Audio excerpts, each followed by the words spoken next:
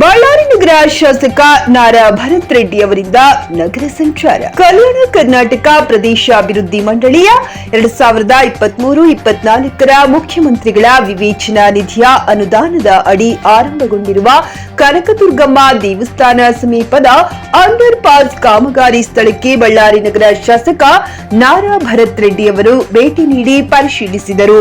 ಸೋಮವಾರ ಮಧ್ಯಾಹ್ನ ನಗರ ಸಂಚಾರ ನಡೆಸಿ ಆಗಬೇಕಿರುವ ಕಾಮಗಾರಿಗಳ ಕುರಿತು ಅಧಿಕಾರಿಗಳಿಗೆ ಸೂಚನೆ ನೀಡಿದರು.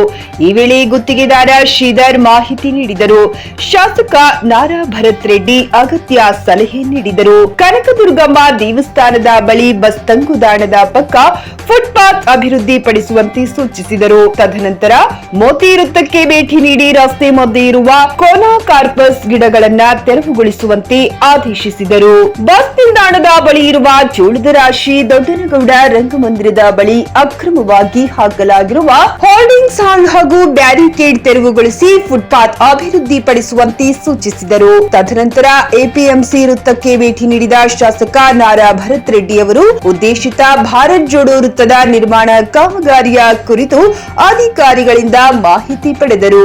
ಇದಾದ ಬಳಿಕ ವಾಲ್ಮೀಕಿ ವೃತ್ತಕ್ಕೆ ಭೇಟಿ ನೀಡಿ ವಾಲ್ಮೀಕಿ ವೃತ್ತದ ನವೀಕರಣ ಹಾಗೂ ಅಗಲೀಕರಣದ ಕುರಿತು ಅಧಿಕಾರಿಗಳು ಹಾಗೂ ಗುತ್ತಿಗೆದಾರರಿಂದ ಮಾಹಿತಿ ಪಡೆದು ಕಾಮಗಾರಿಯನ್ನು ಶೀಘ್ರ ಆರಂಭಿಸುವಂತೆ ಸೂಚಿಸಿದರು. ಬಳಿಕ ಮೋಕಾ ರಸ್ತೆಯ ಕೆಬಿ ವೃತ್ತದ ಬಳಿ ನಡೆದಿರುವ ರಸ್ತೆ ಅಗಲೀಕರಣ ಹಾಗೂ ಸೌಂದರೀಕರಣದ ಕಾಮಗಾರಿಯನ್ನ ವೀಕ್ಷಿಸಿದರು.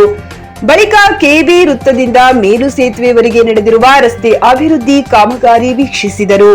ಬಳ್ಳಾರಿ ಮಹಾನಗರ ಪಾಲಿಕೆಯ ಆಯುಕ್ತ ಖಲೀಲ್ ಸಾಬ್, ಪಾಲಿಕೆಯ ಸದಸ್ಯ ಮಿಂಚು ಶ್ರೀನಿವಾಸ್, ಪಾಲಿಕೆಯ ಇಂಜಿನಿಯರ್ಗಳು, ಗುತ್ತಿಗೆದಾರರು ಹಾಜರಿದ್ದರು.